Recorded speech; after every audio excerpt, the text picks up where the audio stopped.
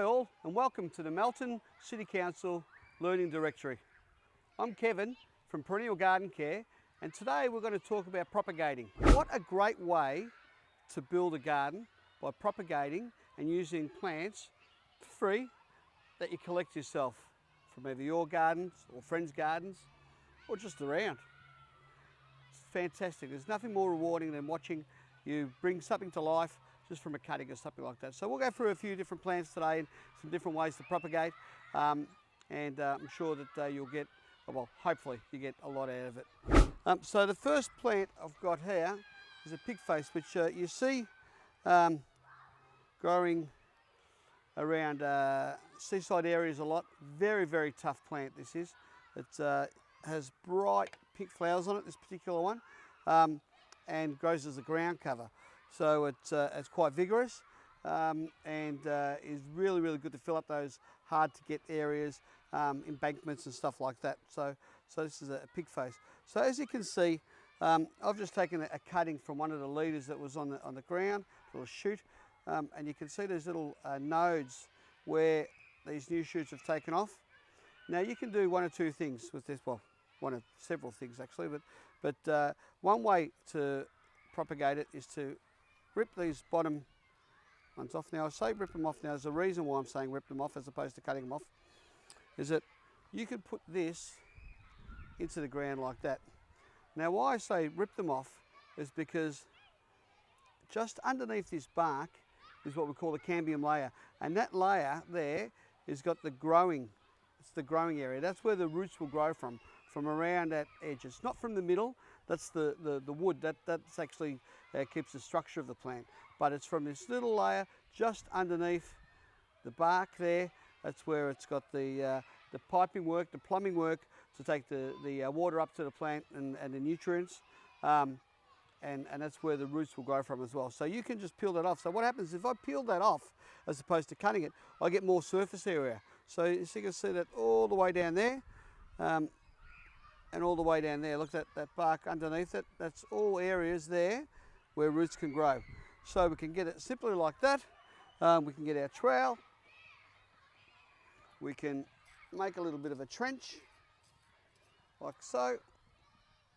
Place that in there so it sits nicely, and then cover that up there. You don't want to cover those bits, you just want to cover that roots. Give it a bit of a pat, and away we go. Give that some water, and that'll take off. And that'll grow roots from those areas that we ripped the little nodes off. So that's one way of doing that. Another way of doing it is where we can actually layer it. So you can get the same plant. You can imagine if that plant was in there already. We'll just move this out of the way for now. And we can make a little bit of a hole here. We'll use our trowel, makes it a bit easier. And if you put that down like that and then cover this with soil, like so, pat that down, probably need a little bit more soil there,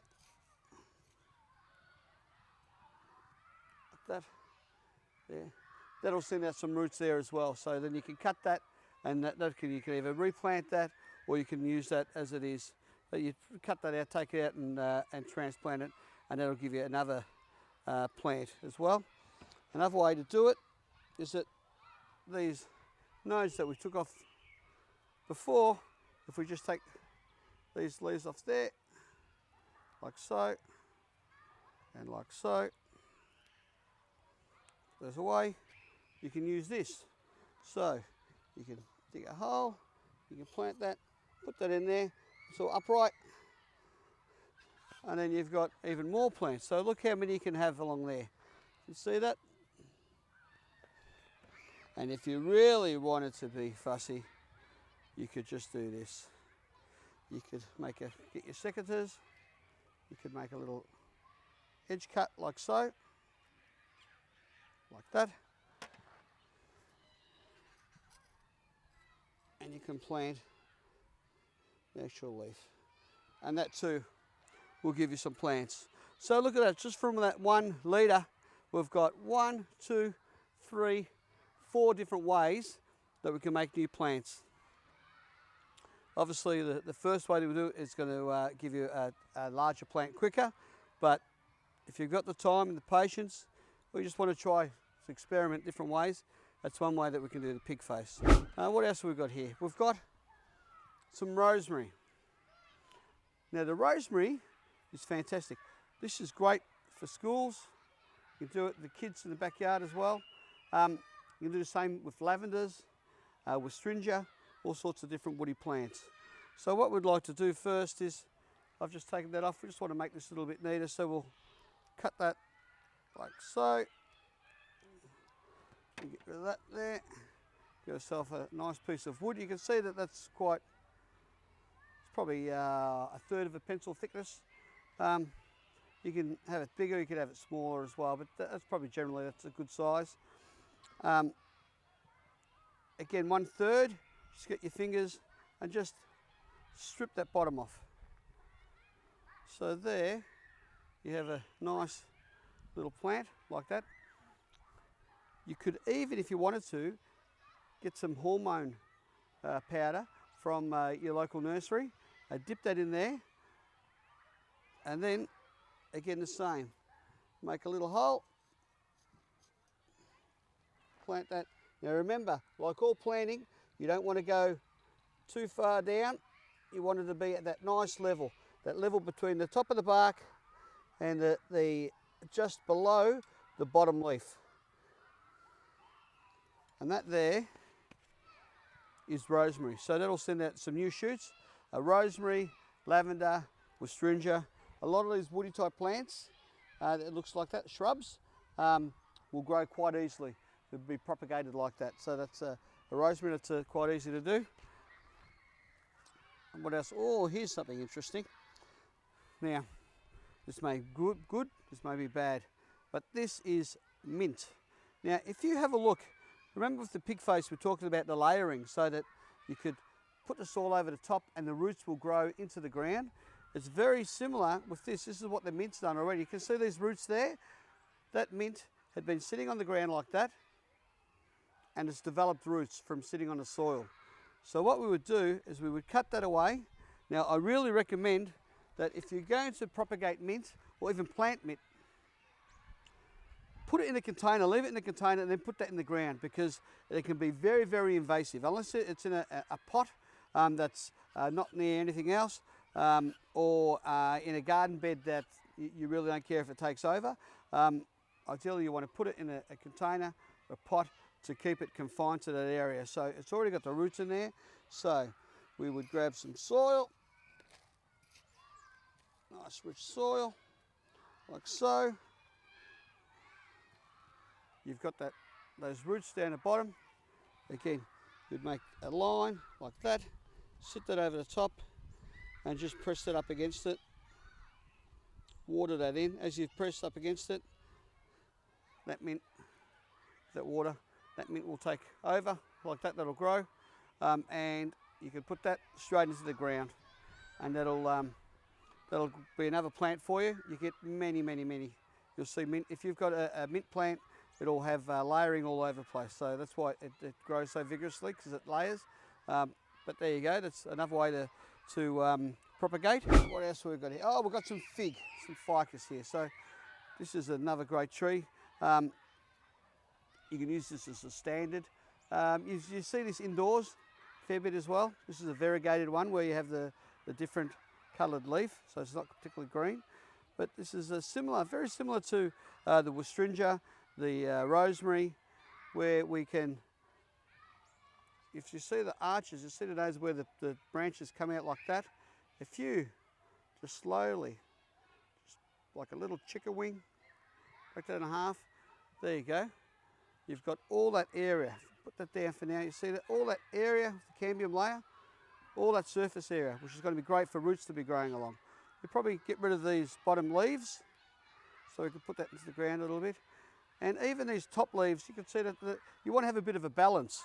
So if we just prune to have one leaf there, and we'll take out this top shoot like that. You have two leaves, you can even have one. You can even cut the leaves, if you want, in half. So. but you've got that there. Again, make a little hole, such, put that in there, and that will give you another ficus, variegated ficus. And because that's from the cuttings, it will have the same leaves, the same type of leaves, because it's not from the rootstock. So that's some simple, very simple ways of doing some propagating with the plants that we have all around the garden. There's some other ways that we can do it as well, and there's some Dianella, which we'll go for a walk that I saw in the garden earlier on, and I'll show you how to propagate that, and we can use some of that as well too. So come with me, we'll go for a walk, we'll go find that Dianella.